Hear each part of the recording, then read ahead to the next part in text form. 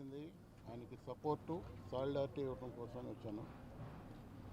ఆయన రాబోయే ఎన్నికల్లో వైఎస్ఆర్సీపీ పార్టీకి అన్ని రకాలుగాను మంచి లీడర్షిప్ అందించి ఎన్నికల్లో ఘన విజయం సాధిస్తారని ఆశిస్తున్నాను. తెలుగుదేశం ప్రభుత్వం అన్ని రకాలుగాను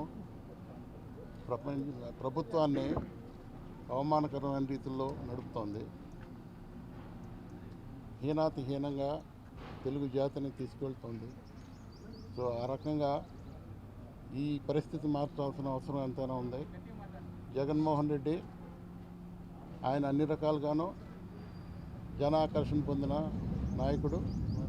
సో రాబోయే ఎన్నికల్లో ఆయన అన్ని రకాలుగాను ఘన విజయం సాధించి మంచి పరిపాలన చేస్తాడని ఆశిస్తున్నాను. ప్రత్యక్ష రాజకీయాలకు దూరంగా ఉన్నారు. ఈసారి ఎన్నికల్లో మీరు విజయవాడ నుంచి పోటీ చేస్తారని ప్రచారం జరుగుతుంది. ఆ విషయాన్ని గురించి కూడా చర్చించాం. త్వరలో నిర్ణయం తీసుకుంటాం. సార్, మీ సోదరుడు కూడా దాసరి బాలవర్ధన్ రావు కూడా గతంలో టీడీపీ నుంచి ఎమ్మెల్యేగా ప్రార్థించారు. ఆయన కూడా మీతో పాటు జగన్మోహన్ రెడ్డి గారికి ఏమైనా సంఘీభావం చెప్తారా, సపోర్ట్ చేశారు? ఆశిస్తున్నాను. త్వరలో మా అంతా కూడా ఫ్యామిలీ మెంబర్స్ అందరం కూడా మాట్లాడుకుని ఓ నిర్ణయానికి వస్తాం. సుదీర్ఘకాలం మీరు తెలుగుదేశం పార్టీలో ఉన్నారు, వ్యవస్థాపక సభ్యుడిగా ఉన్నారు, దగ్గుపాటి వెంకటేశ్వరరావుతో అసోసియేట్ అయి ఉన్నారు. అంటే దాదాపు 35 సంవత్సరాలు మీరు తెలుగుదేశం పార్టీలో ఇవాళ జగన్మోహన్ రెడ్డి గారు సపోర్ట్ చేయడం వెనక కారణాలు? నేను ఒక రకంగా 2001, 2002 నుంచి కూడా పార్టీకి దూరంగానే ఉంటున్నాను. దాసరి బాలవర్ధన్ రావు పార్టీలో కొనసాగారు, కానీ నేను మాత్రం దూరంగానే ఉన్నాను. నేను రాజకీయంగా నాకు ఎప్పుడైతే ఆయన నిరాశపరిచాడో 1999లో 2 సీట్లు ఇస్తానని చెప్పి Gannavaram assembly seat, Vijayawada parliament seat నాకు ఇస్తానని చెప్పి అంతకుముందు వాగ్దానం చేసి మాట తప్పాడు.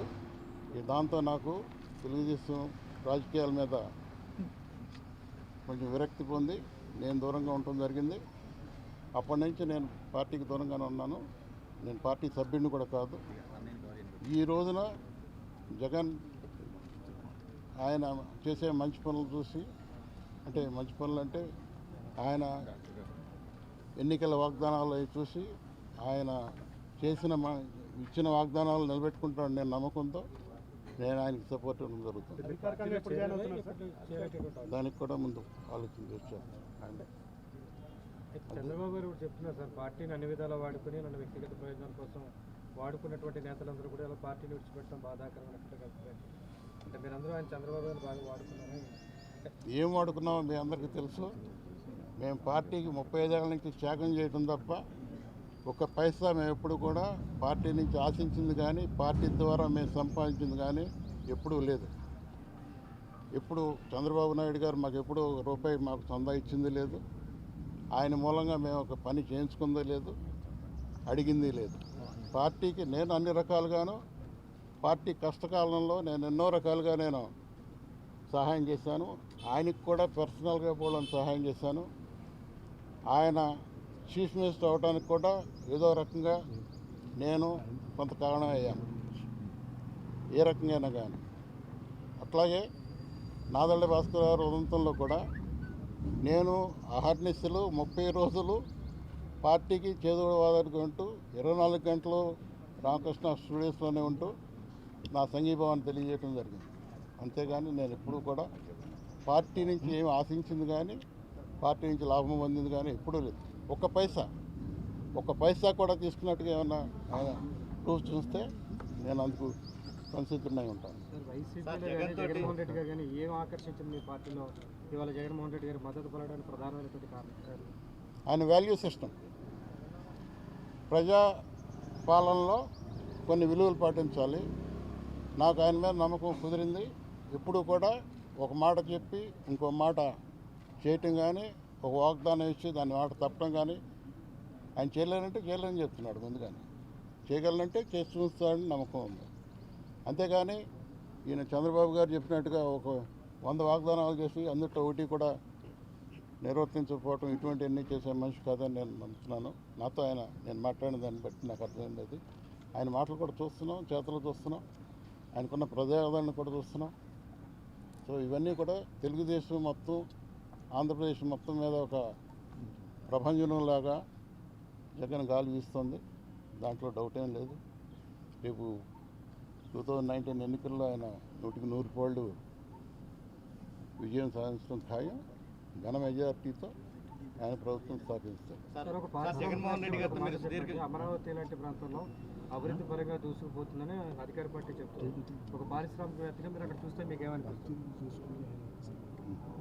అమరావతి పారిశ్రామిక రంగంగా అభివృద్ధి చేస్తుంది, అద్భుతంగా అభివృద్ధి చేస్తున్నామని తెలుగుదేశం ప్రభుత్వం చెప్తుంది. ఒక పారిశ్రామికవేత్తగా మీ అభిప్రాయం ఏంటి? నేను అమరావతి వెళ్ళింది లేదు, కానీ పేపర్లో చూస్తూనే ఉన్నాను. బట్ అంతకన్నా కూడా ఇప్పటి వరకు కుంటు నడక నడుస్తుందని నా ఉద్దేశం. కుంటి నడకే నడుస్తుందని చెప్పి, అదే కాకుండా కూడా తెలుగుదేశం ప్రభుత్వంలో విపరీతమైన అవినీతి చోటు చేసుకుంది. ఇంతకు మించిన అవినీతి లేకపోతే ఇంత అవినీతి నేను జీవితంలో ఎప్పుడు చూడలే. ప్రతి పనికి 20% 30% బేరాలు ఆడుతున్నట్టుగా నాకు సమాచారం. చాలామంది తెలిసిన వాళ్ళే, ఫస్ట్ హ్యాండ్ ఇన్ఫర్మేషన్స్. సో ఈ రకంగా రాష్ట్ర జీడిపిలో 20-30% వాళ్ళ సొంతానికి లాక్కుంటే ఇంకా రాష్ట్ర ప్రజలకు మిగిలింది ఏంటి? నేను అదే క్వశ్చన్ వేస్తున్నాను ఆయన. మీరు ఎక్కడ చెప్పండి? నాకు తెలుగుదేశం ఎంపీలు ఎమ్మెల్యేలే బోళంతమని చెప్పారు, పార్టీ కార్యకర్తలు బోళంతమని చెప్పారు. అన్ని రకాల అవినీతి ఇంతవరకు ఎప్పుడు చూడని అవినీతి జరుగుతుందండి ఇక్కడ. మేమే భరించలేకపోతున్నాం. నాకు తెలుగుదేశం ప్రభుత్వం ఏర్పడిన 2 సంవత్సరాల్లోపు ఒక ఎంపీ గారు కలిశాడు, తెలుగుదేశం ఎంపీఏ. ఆయనే చెప్పాడు, ఈ 2 సంవత్సరాల్లో ప్రతి ఎమ్మెల్యే 50 నుంచి 100 కోట్ల వరకు సంపాదించుకున్నాడు. ఈ రాబోయే కాలంలో ఇంకెంత సంపాదిస్తారో అని ఆయనే వాయిపోయాడు. సో ఆ రకంగా మీకు తెలుసు, ఈ పూట 100% వీళ్ళందరూ కూడా ఒక్కోళ్ళు యావరేజ్న 200-300 కోట్లు సంపాదించిన స్థితి అని నా ఉద్దేశం. ఈ రకంగా రాష్ట్రాన్ని దోచుకుని ప్రజలకు ఏం చేయగలము, అది నేను చెప్పేది. సార్, దాదాపుగా జగన్మోహన్ రెడ్డి గారితో సుమారు మీరు 2 గంటల సేపు భేటీ అయ్యారు. ఏ అంశాలు మీ మధ్య చర్చకు వచ్చి మీ డిమాండ్స్ ఏం పెట్టారు, ఆయన ఎటువంటి అష్యూర్ ఇచ్చారు సార్? అవన్నీ మాట్లాడటానికి కూడా కాదు, నేను డిమాండ్లు ఏం పెట్టలేదు. అవన్నీ ఇక్కడ చర్చించే విషయాలు కూడా కాదని నా ఉద్దేశం. పార్టీ విషయాల గురించి ఏ రకంగా ఎట్లా ముందుకెళ్తాం, చర్చకు వచ్చారు సార్? మామూలుగా పాలన గురించి ఇవన్నీ కూడా అన్నీ మామూలుగా మొత్తం ప్రభుత్వ పాలన వీటన్నిటి గురించి కూడా మాట్లాడాం. చంద్రబాబు గారి పాలనలో ఒక సామాజిక వర్గానికి ప్రాధాన్యం ఇస్తున్నారు, అన్ని విషయాల్లోనే పెద్ద ఎత్తున విమర్శలు వస్తూ ఉన్నాయి. మీరేమంటారు దీనిపైన? నేను దాని గురించి కొంత నిజం ఉందని నేను నమ్ముతున్నాను. కొంత హైప్ కూడా ఇస్తారు. ఏంటంటే ఈ మాదే ప్రభుత్వం అన్న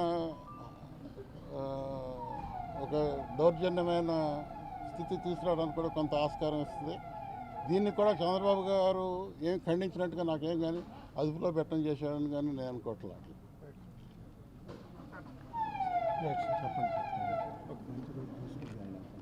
సో ఏదో కొంచెం త్వరలో కొంచెం మంచి రోజు చూసుకుని పార్టీలో జాయిన్ అవ్వడం జరుగుతుంది.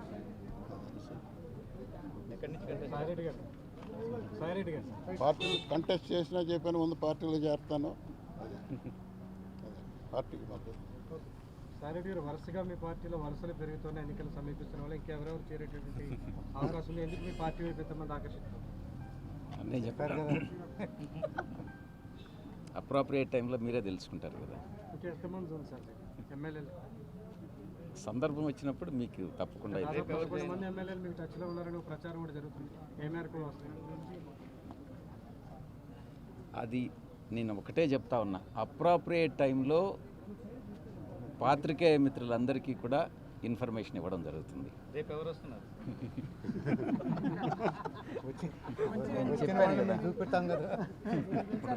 ఈరోజు అన్న జాయిన్ అయినారు, రేపు ఎవరు జాయిన్ అవుతారనేది మీకే తెలుస్తుంది. మీ పార్టీలోకి వచ్చే వాళ్ళందరినీ భయపెట్టో ప్రలోభాలకు గురి చేస్తూ మీరు పార్టీలో చేర్చుకుంటారనేది చంద్రబాబు గారు ఏమైనా చెప్పొచ్చు, దాంట్లో ఎంత వాస్తవం ఉందని అనేటువంటిది మీకే తెలుసు. నేను చెప్పాను కదా, మీరు ఎన్నిసార్లు అడిగినా కూడా నా యొక్క జవాబు అప్రాప్రియేట్ టైంలో మీ అందరికీ కూడా తెలియపరుస్తాం. ఇంకా వచ్చేవాళ్ళు ఉన్నారు సార్ తెలుగుదేశం పార్టీ నుంచి? అదే జవాబు. అంటే ఎమ్మెల్యేలు ఎంపీలు ఇంకెవరైనా వస్తారా సార్? ఎవరెవరు వస్తారు అని అనేటటువంటిది మీ అందరికీ కూడా తెలుసు. దానికి జవాబు చెప్పాల్సినటువంటి అవసరం కూడా లేదు.